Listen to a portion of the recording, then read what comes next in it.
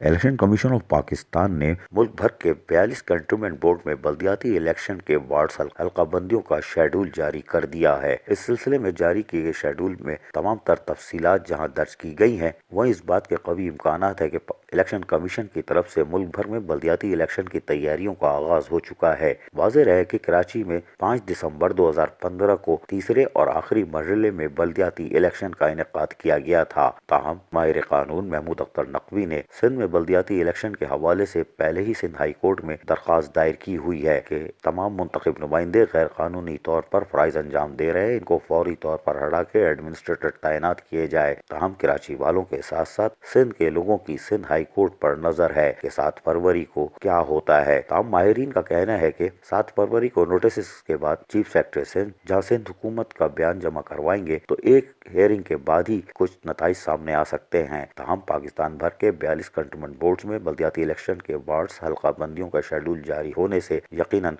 बल्दियाती election की तैयारियों के आगाज की तस्वीर सामने आ चुकी है। अजीज आरिफ, KBS बल्दियाती न्यूज़, कराची।